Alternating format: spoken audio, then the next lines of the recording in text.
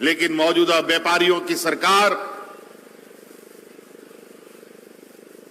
अगर किसानों को हम सम्मान देते हैं तो उनके पेट में दर्द होने लगता है और एन केन प्रकारेण गरीबों को, किसानों को, मजदूरों को, आदिवासी, दलित, पिछड़े, अल्पसंख्यक को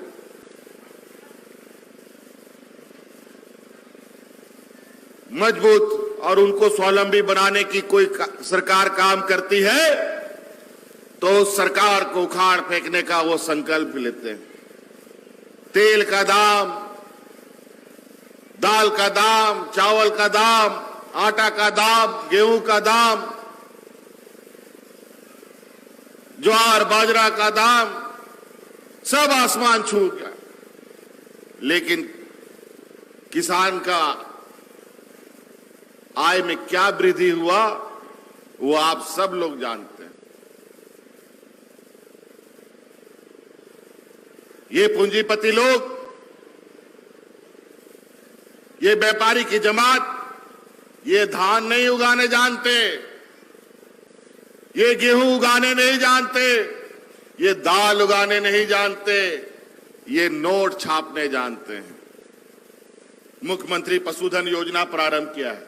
किसान भाइयों से हम आप विशेष रूप से कहना चाहेंगे, खेती बाड़ी तो आप करते हैं, आजकल ट्रैक्टर और तरह तरह का उपकरण आ चुका है, उससे थोड़ा सहूलियत हो जाता है, अच्छी बात है। ट्रैक्टर रखिए, कोई दिक्कत नहीं है, सरकार भी बांटती है, वो भी ले जाइए, लेकिन किसानों का, इस राज्य के ग्रामीणों का, हम लोगों के पास कोई बैंक में बोरा भर के पैसा नहीं रहता है। हमारे किसानों का अगर कोई संपत्ति होता है तो उसको हम लोग पशुधन बोलते हैं, जहां गाय, बकरी, सुअर, मुर्गी, भेड़, बकरी सब यही हम लोग की संपत्ति है। और पुराने बुजुर्गों के पास के समय आप याद कीजिए, आज से 25, 30, 40 साल पहले गांव में कितना जानवर होता था, घरे घरे जानवर होता था। और आज अगर घर में कोई मेहमान आ गया, अगर उसको मीट भात खिलाना है तो पता चला बाजार से जाकर के खस्सी लाना पड़ता है या मुर्गी लाना पड़ता है। यह हालत हो गया। भारत एक ऐसा देश रहा है जो किसानों के नाम से जाना जाता रहा है। कृषि प्रधान देश हमारा भारत कहलाता रहा है और आज के इस युग में किसानों के साथ किस तरीके से अत्याचार हो रहे हैं, ये आप अखबारों के माध्यम से, टीवी के माध्यम से, मोबाइल में व्हाट्सएप, फेसबुक के माध्यम से और तरह तरह के सूचना तंत्र से आपको खबरें मिल रही हैं। अभी हाल फिलहाल में ही दिल्ली में किसानों का आंदोलन किस तरीके से उसकी आग की लपट पूरे देश में फैली, वो आप सब लोगों ने भी देखा हो। और उन किसानों को आंदोलन से रोकने के लिए मौजूदा केंद्र सरकार किस तरीके से उनके रास्ते में कीले ठोक रही थी। उनके लिए बड़े बड़े कटीले तार का बेड़ा लगाया जा रहा था।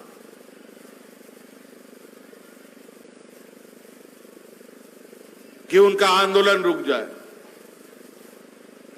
एक नहीं, दो नहीं, तीन नहीं, 4 दिन नहीं, महीनों लग गए।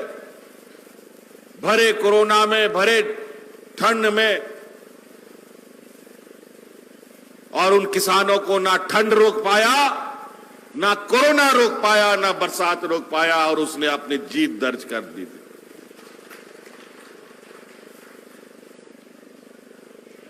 किसानों के ऊपर थोपे जाने वाला काला कानून को इन लोगों ने समाप्त करवाने का काम किया। आप अंदाजा लगा सकते हैं कि किसानों की ताकत कितनी होती है। और यही वजह है कि हमारे अग्रणी नेताओं ने किसानों को हमेशा से सम्मान देने का काम किया, लेकिन मौजूदा व्यापारियों की सरकार अगर किसानों को हम सम्मान देते हैं तो उनके पेट में दर्द होने लगता है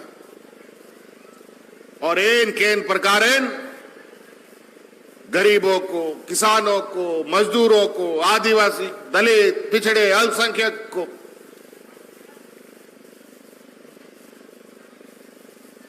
मजबूत और उनको स्वावलंबी बनाने की कोई सरकार काम करती है तो उस सरकार को उखाड़ फेंकने का वो संकल्प लेते हैं।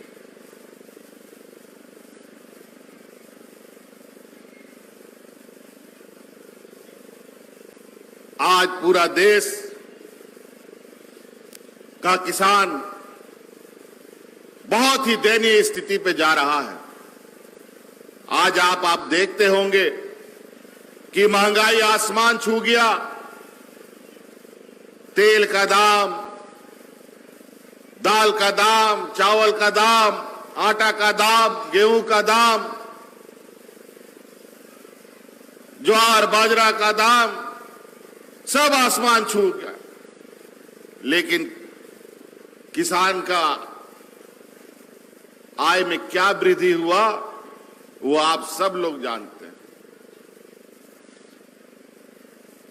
इसीलिए विगत 5 साल जो पूर्व की सरकार थी उसमें जो किसानों का बदहाल करके रखा था, अगर आज उस सरकार को उखाड़ के नहीं फेंके होते तो शायद यहां के किसान और सब राज्यों की तरह आत्महत्या की दिशा की ओर बढ़ चुके होते। और इसी संकल्प के साथ हमने सरकार बनाई कि सरकार बनाएंगे और किसानों का ऋण माफी करने का काम करेंगे।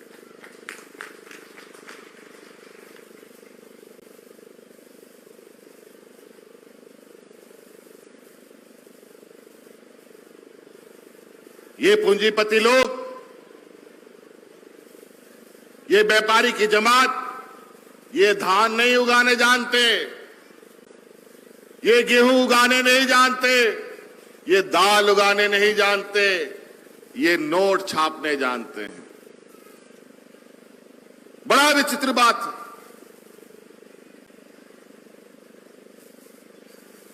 यहां पर बड़ा बड़ा पावर प्लांट के नाम पर जमीन अधिग्रहण कर लिया गया, बिजली उत्पादन होगा, रोजगार मिलेगा। देख लीजिए इन व्यापारियों का करतूतें, 10-10 हजार करोड़, 15-15 हजार करोड़ रुपया बैंक का लेकर के यहां खोखला ढांचा खड़ा करके सब पैसा हजम कर गया और हमारा जमीन कब्जा हो गया, हाथ से चला गया। बायोम। डॉक्टर बनने का है सपना मगर सही गाइडेंस की है कमी, तो आए बायोम। रांची में सिर्फ मेडिकल की तैयारी के लिए एक बेहतरीन संस्थान, नीट और एम्स की तैयारी के लिए सन 2001 से मेडिकल प्रिपरेशन के लिए सबका भरोसेमंद संस्थान बायोम, इनू एवं नगरटोली, Ranchi. thefollowup.in. Like, share and subscribe. www.thefollowup.in